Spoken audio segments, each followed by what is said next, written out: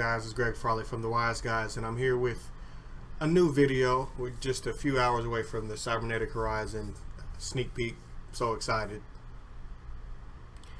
But in getting into the reason why you tuned into this video, I wanted to talk about the underrated cards in Yu-Gi-Oh! I didn't do a top 5 or a 10 or a set number or in a set order because it's an open topic that I just wanted to talk about anyway, and I felt like trying to restrict that when it's underrated would leave a card out that you might not know about or you might not understand how powerful it is.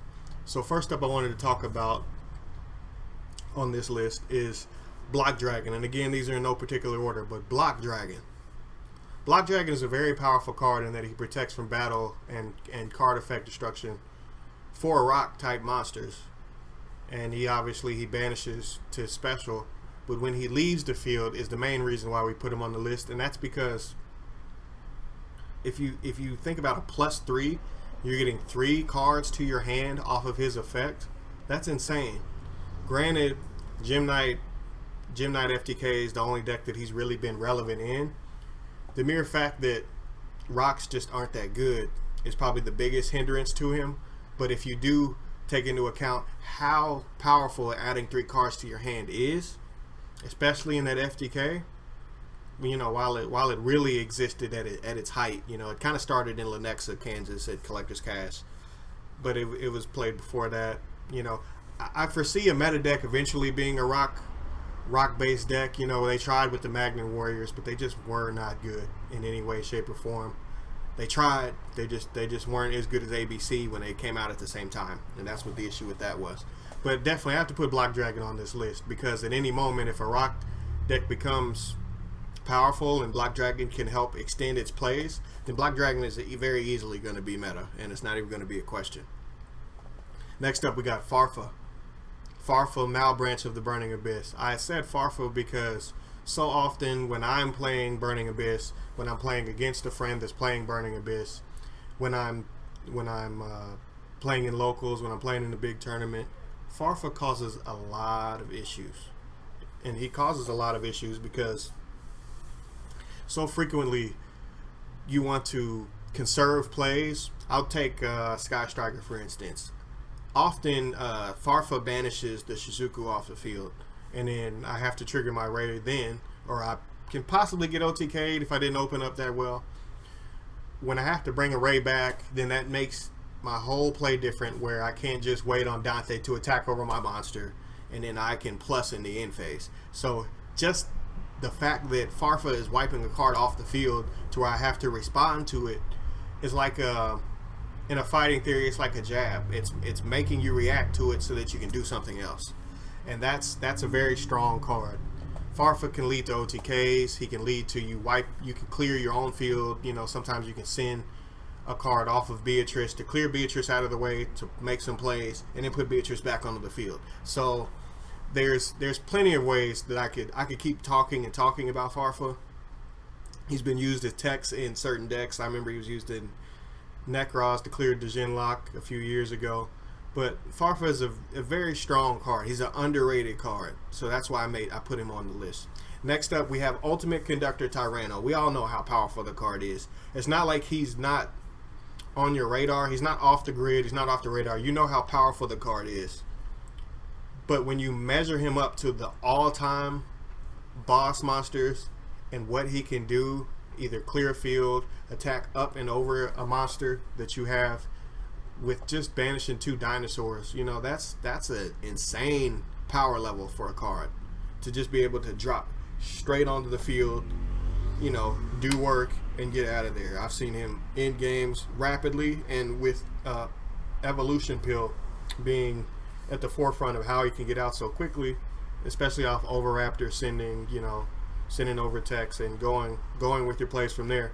Ultimate Conductor is a very, very powerful card, and I don't think people understand how strong it is. Granted, it's hard to kind of quantify. I mean, we have Dino as a rogue deck. It's an obvious rogue deck that a lot of people like, but it's hard to quantify how strong he is because he's not that meta anymore. I think the deck can come right back to being meta. You got Dino Wrestlers and stuff coming out. Who knows if that'll mesh together, but Ultimate Conductor is definitely on this list for that very reason. Next up, we have a obvious card. There's somebody's waving as they walk by. I have a storefront. A well-timed Twin Twister. I had to put Twin Twister on this list. And you're saying Twin Twister. We know about Twin Twister. It's not underrated. But a perfectly timed or a well-timed Twin Twister, a well-timed MST, it can go in the same category. Or any back row removal that's perfectly timed is underrated. But I picked Twin Twister because of the discarding too. There have been often times where it saved you. It saved me from the reincarnation lock. It's probably saved you from the reincarnation droll lock. It's saved me from Imperial Order. It saved me from the back row decks, the paleo chaining out of the graveyard to bring a paleo trap monster out of the graveyard. It just, if it's timed perfectly, it's one of the strongest cards in the game. So I guess my list is kind of going in a power level kind of way. You know, obviously I think Ultimate Conductor is insane, but Twin Twister is relevant for that reason because it's just so devastating. It's devastating how it hits you. If you can activate spells and then have somebody flip an Imperial Order or activate the anti-spell into you or activate any card that they want to proactively activate so that you have to come to them. You know, like Erupt is like that. They don't want to get Kaiju, so they turn the Erupt up. That's not so much in this format, but just talking in general. Being able to chain Twin Twister and pick off cards, or even possibly leave a card that you're not concerned about, is just insane. So a perfectly timed back row removal or a Twin Twister is definitely on this list. I have Twin Twister at the top of that list of back row removal, so he's who I picked. I also did want to mention Heavy Storm Duster because of the power of the card, but it's really based off of Trickstar Sky Striker being able to set it in unison or in tandem, I should say, that's a better word, for reincarnation. You know, you're scared of reincarnation, you set with the cards you like, you get Storm Duster. That's a powerful combination, you know, but that's more so Trickstar Reincarnation, and that's on all of our radars. I didn't mention Sky Blaster or Scapegoat. You know about Scapegoat and you know about Sky Blaster. They're very, very strong in this meta, so it's not like you don't know what they are. And I have a feeling Scapegoat's going to get hit anyway, and maybe Sky Blaster one day, but I don't feel like Sky Blaster is all that unfair. But the cards that it does create are unfair, so it'd be an indirect hit if it ever got hit. Next up, we got Called by the Grave. Called by the Grave. This is where I get into the meat and potatoes of everything. Called by the Grave is one of the most versatile cards I've ever observed in the game of Yu-Gi-Oh! Yu-Gi-Oh! has a knack for giving you cards that you see how powerful it is, and then over time it sustains itself and it keeps re-upping itself. So let's take, for instance, when Called by the Grave came out, one of the first decks I played against was ABC, and I play against Alan Nails all the time with Blue Eyes. If you tag out with Spirit, if you tag out with Buster Dragon, the devastation of that card, it's so crucial. You know, being able to play, you know, if my opponent targets something, if he does something with Reincarnation, banish. One is special Trickstar, it gets banished. I want to take out Hand Trap, banished. It's not like you don't know about this card, but just thinking about the sheer range of stuff that it can do, it's wide. It's powerful. You know, it's a powerful card. I really would put it in the top 5 cards in the game, period. But as far as underrated, I see a lot of people not play it, which is strange to me because I feel like versatile cards, I've always put it like this, and I think Hoban's talked about that as well.